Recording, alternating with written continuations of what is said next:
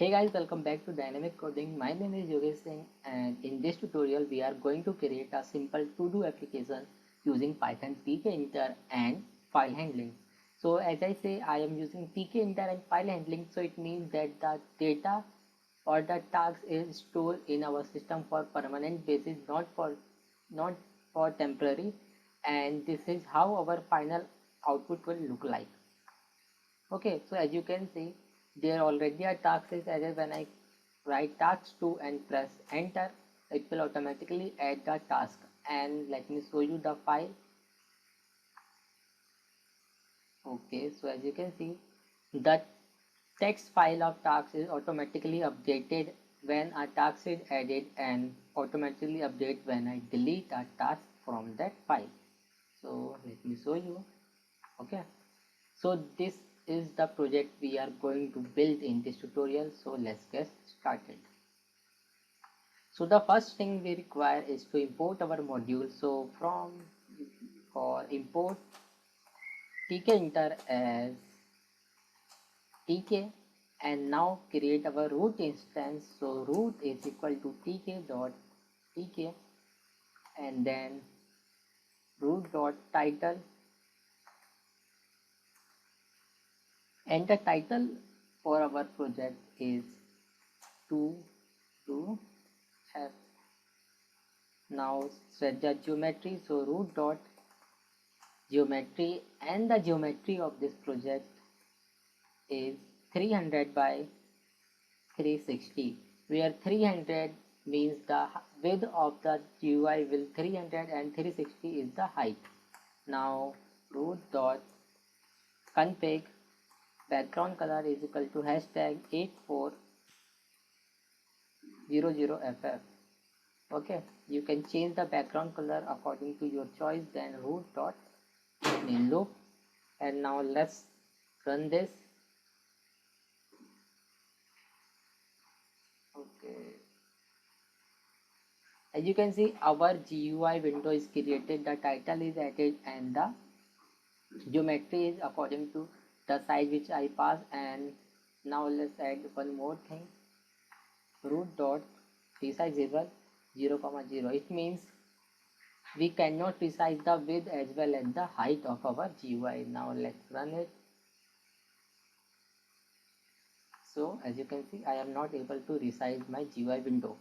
So the next step is to create a frame, and inside that frame I have to add list box and a frame and a scroll bar. So create a frame using frame pk dot frame, calling the frame widget of tkinter, then place that frame on root window. The border width of the frame is 3, and the width of the frame is 300, and the height of the frame is 280. You can change these value according to your preference. Now frame dot pack, I am using pack geometry manager to pack it, and then pad y is equal to 10. I want 10 pixel distance from the, I want to place this frame and add a 10 pixel gap from the top of our GUI, of our main window. So as you can see, my frame is placed. Now the next step is to add our list box and scroll bar. So first create a list box. So list box is equal to tk dot list box, and place it on frame, and then list box dot pack, and pack it on tk dot side is equal to tk dot right, and fill equal to tk dot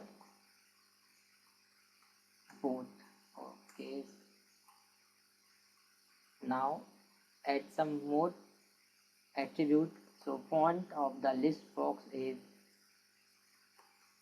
Arial, comma 12, and the width is equal to 28, and height is equal to 12. Okay, so Width simply means 28 character will be visible on our list box, and height equal to 12, it means 12 item will be displayed at a time. Now let's check. So you can see my list box is added. Now the next step is to add a scroll bar on the left side of our list box. So for doing this, I have first have to create a scroll bar. So scroll bar is equal to tk dot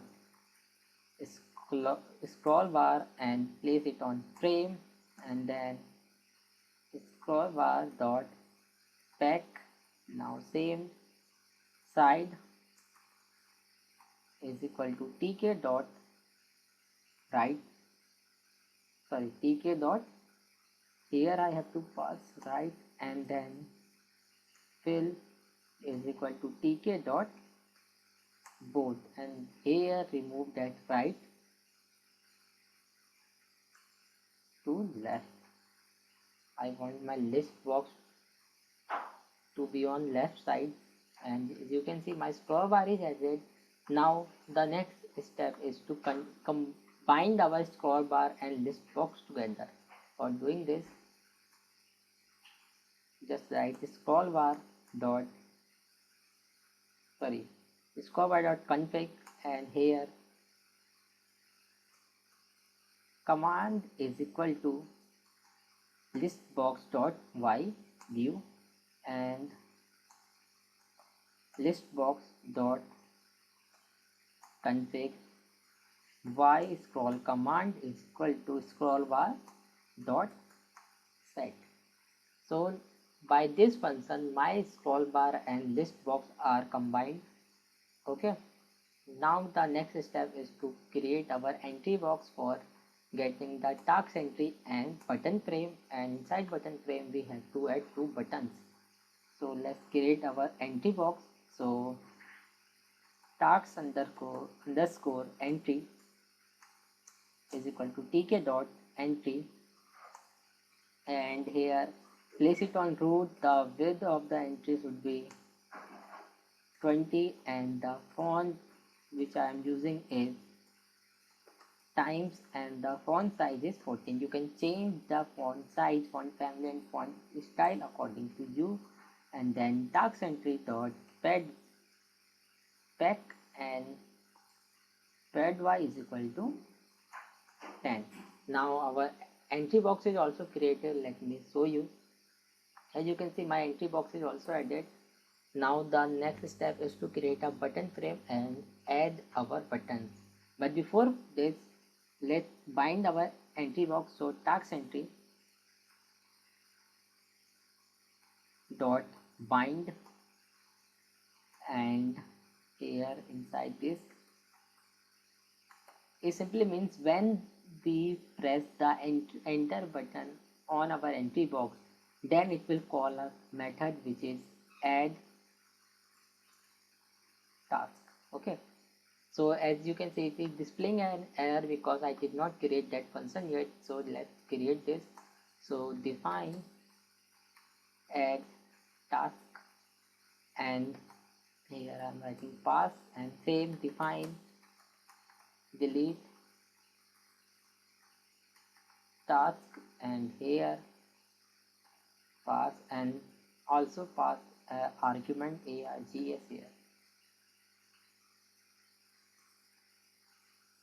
args.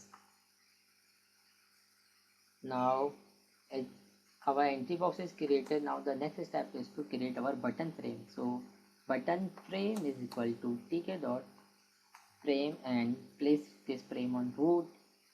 Then width of the frame is 280, is equal to 280, and then height is 5,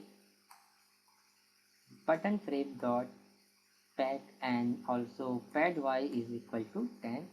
Now our frame is added. Now the next step is to add our buttons. To add underscore task underscore btn means add task button is equal to tk dot button, place this button on button frame, comma, text of the button is add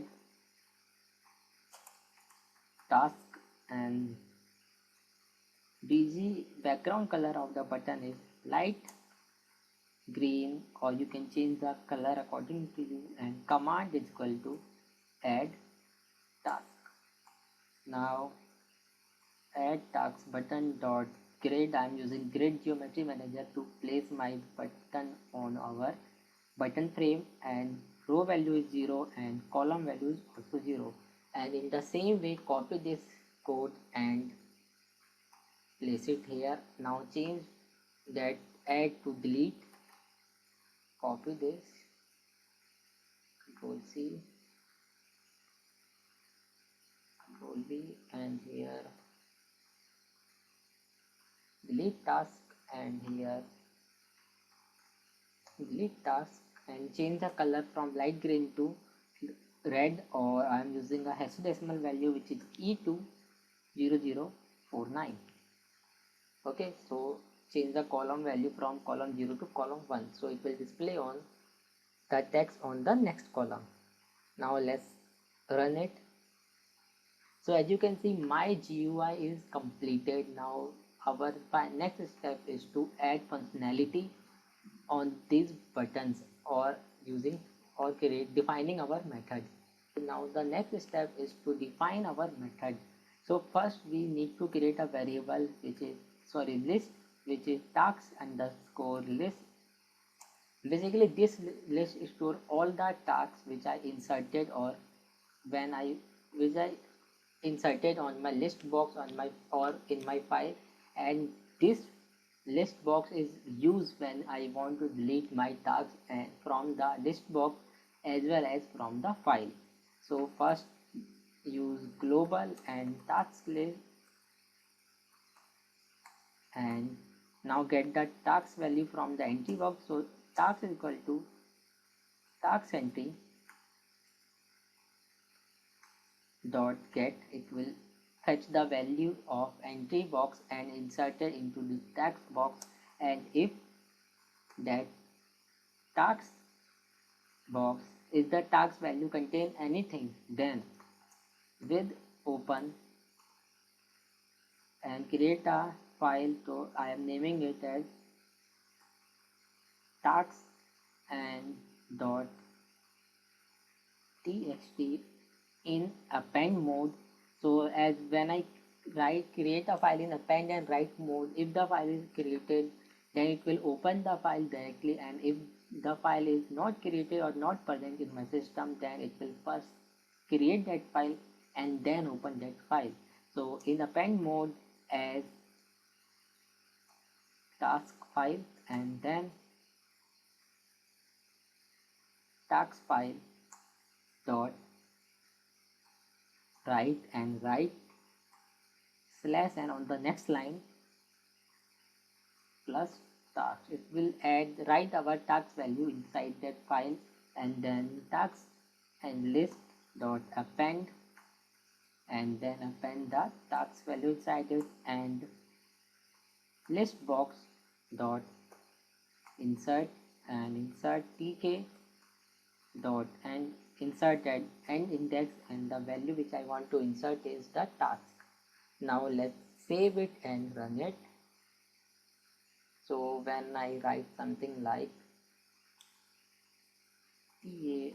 task 1, and when I click on add task, as you can see that task is added here, and when I click task 2 and when I click enter, it will also insert the task 2 here. Now let's check that file. So the file name is also task. Search for this, as you can see here, this file, and my all the tasks is now written in this file. So as you can see, our add task function is working completely fine. Now let's open this delete task file. But before I check, as you can see, when I close this file and again run this file, no task is here. So for doing that, for retrieving our all the tags from our tags file and inserting them into our list box or to-do app, we have to create a new function which is define open task file. It will open our file of task, and then here global task list because we require that list box again. And now with open, or just copy this code, control C, control V, but at that time I don't want to open this file in append mode. I want to read all the content, so I am choosing opening this file in read mode, and instead of task file dot read, task is equal to task file dot read lines. So it will read all the lines, and each line is considered as a separate list element, so that the task task variable basically store the list of each element or each value inside of that task file. Now for task in task, and if task is not equal to slash n, I am using slash n because all that task is, as you can see here, is a next line, and I don't want that next line to be visible on my GUI. So but let me show you, removing this first, and then task list dot append task and list box dot insert tk dot end, at tk end insert task, and let me print that task list print tas task. Okay, so now let's run this method. Okay, I forgot to call that. So call this method after the creation of our list box. So here my list box is created, so open task file. Now run this. As you can see, my all the tasks of from the tasks file is inserted into the tasks in list box, but as you can see there is a null value. As you can see in the list which I printed, there is a slash n. So for removing that bug, or you can say that empty value, I am using a if condition here, control X, and then if task is not equal to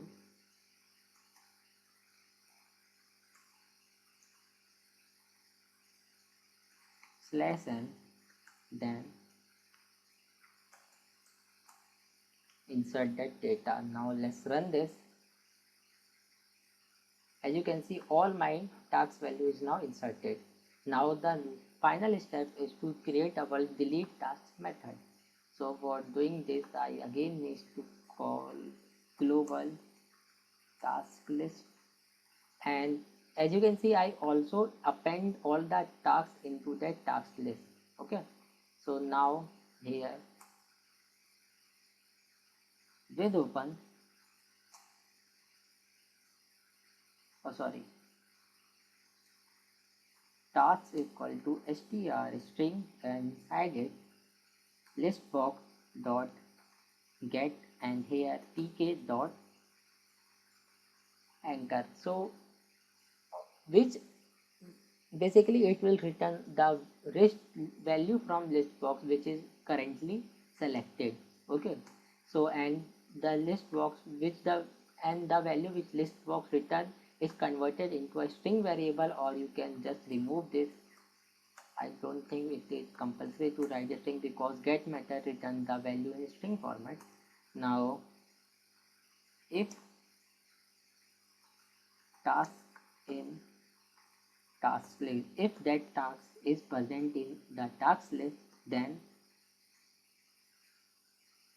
task list dot remove, and then remove that task from the task list. So basically remove is a method which is which is used to remove a specific element from a list. Okay, now the next step is to open our file. So with open, Now the file name is task.txt in write mode. So in write mode, all the content of the file is first deleted, then the new content is written in that file. So task file, and then for task in task list. So as we know that the task list contain all the tasks written in that, which we inserted into our task file, and for rewriting our file we require all the content. And as I deleted one content, so task list contain all the updated value of our task. So for inserting the new data or for updating our task list, task file, I'm just using that task list data and then inserting each value inside our task file. So for task in task file, task file dot write and write that task. So task plus slash n. So every task is inserted on the next line, and then list box dot delete and delete the selected value. So tk dot anchor. So let me check this method is working or not. Okay, let me run. So when I click on task 2, first let's check the task file, and here when I click on task 1 and click on delete, as you can see it deleted the task from the list box as well as from the task file. And when I add a task, so task 3 add task, so and then task 4 add task, and I click on 3 delete task. So as you can see our delete method is working fine. So